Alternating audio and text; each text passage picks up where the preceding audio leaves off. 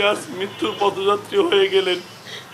আমরা বগুড়া জেলা বিএনপির পক্ষ থেকে বলতে চাই, আমাদের এই অপূরণীয় ক্ষতি তো হয়েছে। সারা দেশ এবং জাতির 17 কোটি মানুষ আজ ক্রন্দনরত। আমরা চাই আমাদের নেত্রীর জন্য সবাই দোয়া করবেন, আল্লাহ তাকে যেন জান্নাতুল ফেরদৌস নসিব করেন। সেই সঙ্গে আমাদের প্রিয় নেতা জনাব তারেক রহমান, তিনি তার পরিবারের সদস্যদেরকে হারিয়েছেন, সর্বশেষ দেশে ফিরেছেন, আজকে মাকে হারিয়েছে। তাকে সান্ত্বনা দেওয়ার ভাষা আমাদের নাই।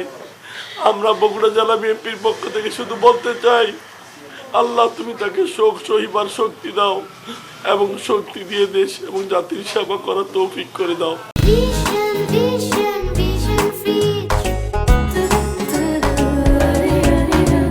গত কয়েকদিন আগে আমি রেজল করিম বাদশা ভাই গিয়েছিলাম তার বাসায়। শাহ আলম ছিল, শাহাদত ভাই ছিল। বাদশা ভাইকে দেখে বলল যে, বাদশা কেমন আছো? আমরা বললাম যে ভালো আছি। তিনি বললেন কেমন আছে এলাকার লোকজন, বগুড়াবাসী? বলার পরে আমরা বললাম যে ম্যাডাম আপনি বগুড়া যাবেন না। অনেক ব্যথায় কাতরাচ্ছিলেন, একটা পা নিজে ধরে ডিভাইনে তুলে দিচ্ছিলেন নিজে নিজে। বলছিল আল্লাহ যদি সুস্থ রাখে আবার দেখা হবে বগুড়ায়, কিন্তু তাকে হারিয়ে ফেললাম, আর দেখা হবে না।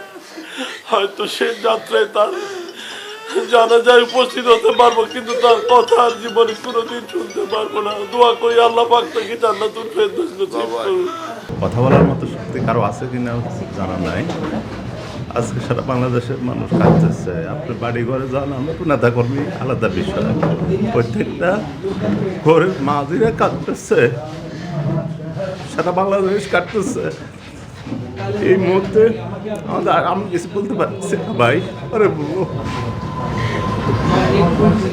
আমাদের নেতৃত্ব আমাদেরকে শিখেছে অনেক কিছু, তার অনুসরণ করলেই বাংলাদেশ হাজার হাজার বছর টিকে থাকবে। আপনারা জানেন যে আজকে দীর্ঘদিন চিকিৎসাধীন অবস্থায় থাকার পর আজকে ভোর 6টায় আমাদের নেত্রী বেগম খালেদা জিয়া এবার কেয়ার হসপিটালে ইন্তেকাল করেছেন। ইন্না লিল্লাহি ওয়া ইন্না ইলাইহি রাজিউন। উনি শুধু বিএনপির নেত্রী ছিলেন না, উনি বাংলাদেশের সমস্ত মানুষের অভিভাবক ছিলেন। দেশের এই সংকটকালীন সময়ে আজকে তাকে বেশি প্রয়োজন ছিল, তার বেঁচে থাকাটা প্রয়োজন ছিল। উনি সারা জীবন বাংলাদেশের মানুষের জন্য আন্দোলন করেছেন, নিজের জীবনকে উৎসর্গ করেছেন। পুত্রবধূ থেকে উনি প্রধানমন্ত্রী হয়েছেন। ওনার জীবনের সমস্ত স্বাচ্ছন্দ্য সব কিছু এ দেশের জন্য ত্যাগ করেছেন। উনি 1/11-এর সময় ওনাকে প্রস্তাব দেওয়া হয়েছিল বিদেশে যাওয়ার জন্য, কিন্তু উনি বাংলাদেশের মাটি ও মানুষকে ভালোবেসে এদেশেই থেকেছেন।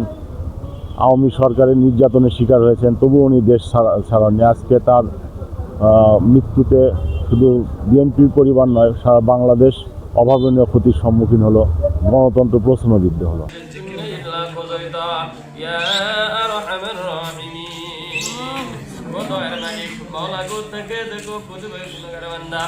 মৌলা তলবেলেনদেরকে নিয়ে মৌলা কোরআনকে খতম করাইছে, ক্লাস পাঠ করাইছে, মৌলাকে অনেক দূর পাঠ করাইছে রে মৌলা।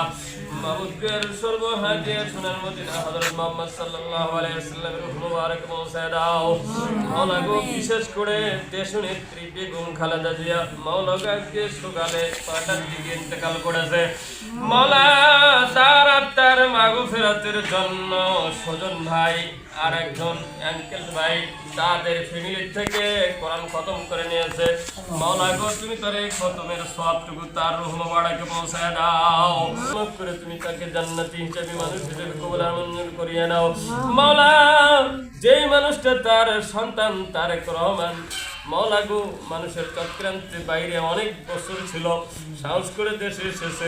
মাওলা গো তুমি তাকে বালা মুসিবত থেকে দূর করিয়ে দাও, তার শরীরকে তুমি সুস্থ থাকার তৌফিক দান করিয়ে দাও। পীরের ভেষে আবারও তুমি তাকে দেশের হাল ধরার